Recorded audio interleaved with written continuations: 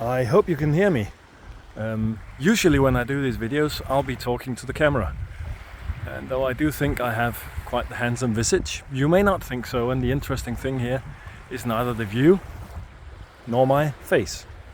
We're going to talk about why there's no deep penetrations in Ukraine, because everybody loves a deep penetration, but the Ukrainians don't do it in their counter-offensive. So why? I think there is 3, possibly 4, let's see, reasons for it. First of all, a deep penetration is sort of classical Bewegungskrieg as invented by the Germans in 1940. And yes, I said 1940, not 39, because they did not really do it properly against Poland, only against France and then later against Russia. Not Russia, pardon me, the Soviet Union. But the Ukrainians don't do this. Deep penetration will break through a weak enemy point, like this, between 2 strong points. And then it will penetrate sometimes up to 100 kilometers a day. It will take out enemy logistics, communication, supplies, headquarters, everything. And it will attack the enemy in the rear in a classical Kesselschlacht, where you surround the enemy and attack him from all sides. So yeah, it would be a larger one that I can actually film here. The Ukrainians don't do that. Why? Every military man loves a deep penetration. Why don't the Ukrainians? Because they're smart. And also because they don't really have the army for it at the moment, in my opinion. In Ukraine you'll see penetrations of 5 to 20 kilometers a day and not that much deeper immediately. They will not penetrate very far. And then they'll sort of surround some Russians, but not that many. It's, again, not classical. Think of the Battle of Kiev during World War II, where somewhere between 600,000 and 800,000 Red Army troops were captured or killed. That's not really what we saw around Izium or Liman. So, why? First of all, just like the West and the Russians and everybody else, the Ukrainians have organized themselves into brigades. The Russians and the West have done this because we thought we'd be fighting insurgents in faraway countries, not a peer conflict. This surprised everyone, including the Russians, that's what they were going to do now. But everybody's organized into brigades, and we saw that it cost the Russians when they tried this Bewegungskrieg in the early part of the war. But a brigade simply does not have the depth to do a deep penetration. So we need divisions for that. Ukrainians do not have any divisions. The US is only now changing back to divisions. And for a deep penetration you need a division. You need depth and you need lots of troops, lots of logistics. That's the second point. The Ukrainians don't have the logistics to support such a deep penetration. It takes a lot of resources. It takes reserves of fuel, ammunition, men, food, whatever. Mostly fuel and ammunition, actually. But that really does. And if you penetrate too far and don't have some follow-up, you'll be cut off. The Ukrainians do not have the reserves for these follow-up yet, and they do not have the units that can do it. They also don't have the logistics.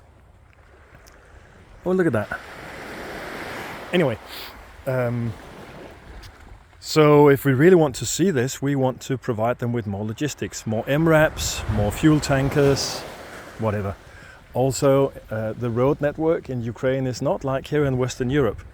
It's actually more suited for Icelandic horses. There aren't that many roads, as the Russians learned to their chagrin in the early war. So they don't have the logistics and supplies for it, and they don't have large enough units to really do it. The third reason is they don't have trained staff officers, I think. I'm not certain. I will say that the Ukrainian General Staff has really fought an excellent war. They are doing really well.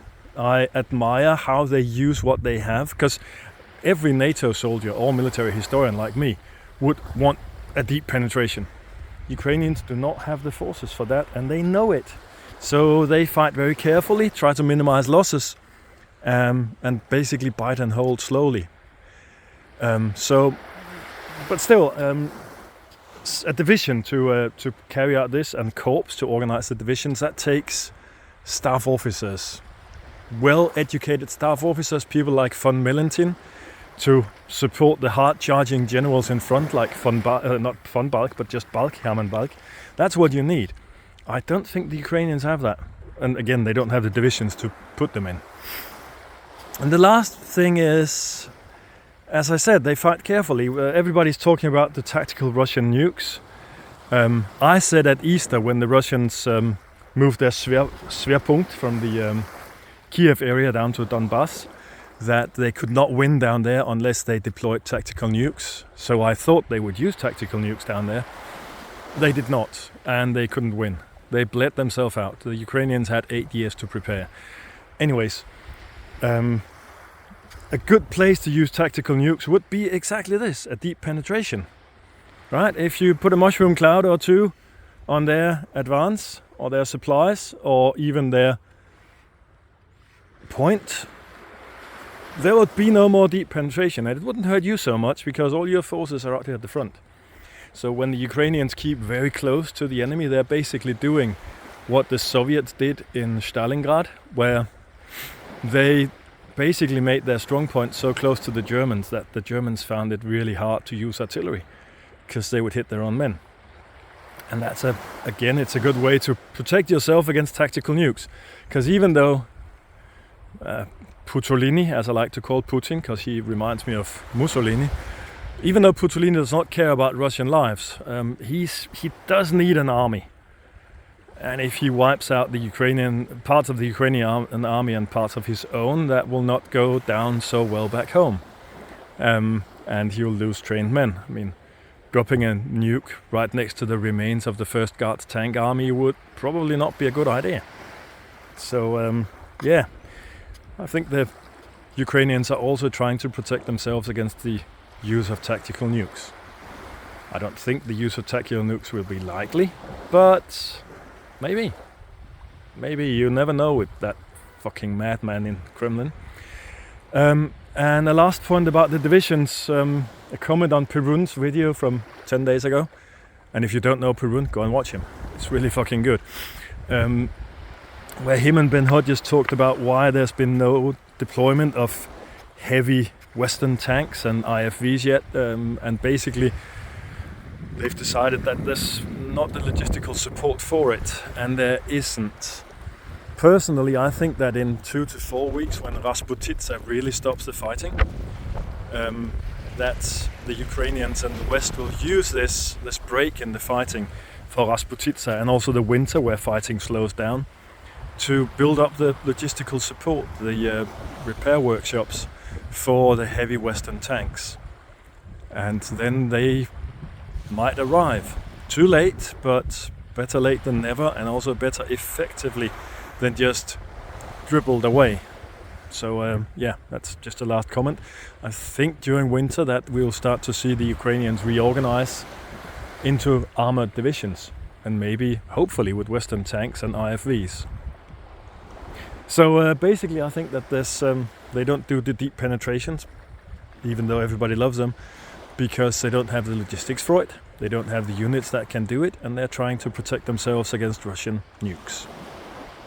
So from beautiful Mariendal, see you later.